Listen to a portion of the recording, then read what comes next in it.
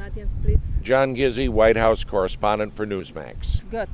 Do you have any update about Afghanistan? With the withdrawal of the last U.S. troops, on one hand, many say it's good that America has finally pulled out of America's longest war.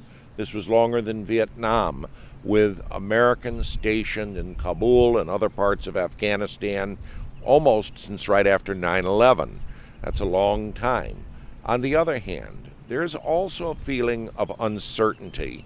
Let's put it on the table. Afghanistan has never had a stable government since Shah Zahir Mohammed was overthrown in 1970. It's been under Russian hands, it's been under the hands of people who served the Taliban, and of course there's been an elected government with two presidents in succession, but there's still a feeling of uncertainty about it, not unlike that in Vietnam after the death of Ngo Dinh Diem in 1963.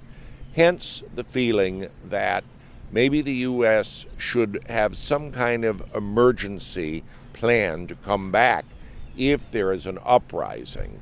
The Treaty of London that was negotiated in the 17th century nonetheless had a clause that London would be able to send ships back into colonies it had left if danger arose once again.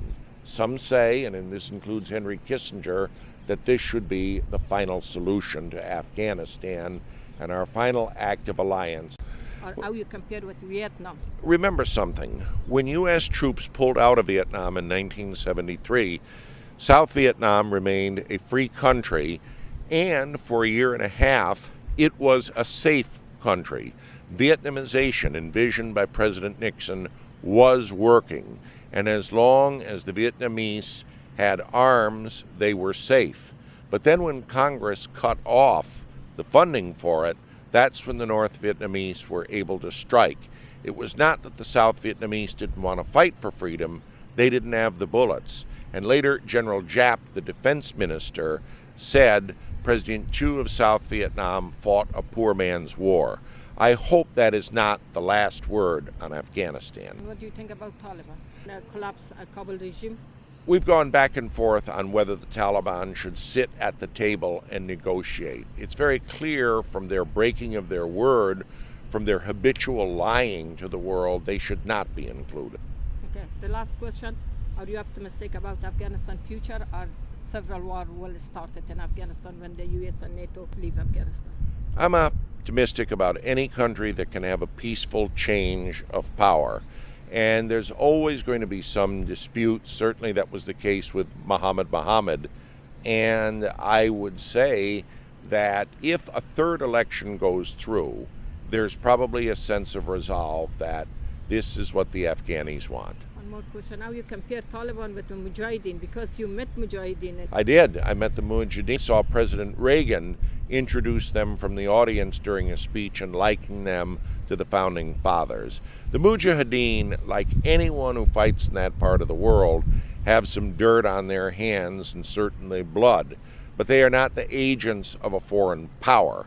The Taliban certainly is part of a much greater conspiracy and a much greater plot that would spell doom for the Afghanis. I don't think they will welcome them, but that's a chapter that's yet to be written. Thank you very much, John. خب عزیزان، شما سخنهای یا اظهارات یک خبرنگار کارکشته امریکایی جانگزی را میشنیدین که گپ ساده نبود و قول خودش موی سفید را فلکم رایگان نداد. این رشته را به نقد جوانی خریدم. یک عالم تجربه است جان. خاطرات و تجاربش از زمان محمد ظاهر شاه قصه کرد تا زمان مجاهدین و به اصطلاح طالبان و تا کنون ای که چی میگذره در افغانستان تجاربش قصه کرد. اما یادتان نره که بهترین تجربه است. قراره که جانگزی گفت خوشبین هستم به آینده، اما از درگیری چین و روسیه که جایگزین نیروهای نظامی یا در کل امریکا شوه او را گفت خوشبین نیستم و همچنان وضعیت افغانستان در مقایسه با وضعیت ویتنام هم چنان روش مکس کرد و روشن ساخت و در کل از طالبا و مجاهدین و طالبا را به صورت فشرده مقایسه کرد.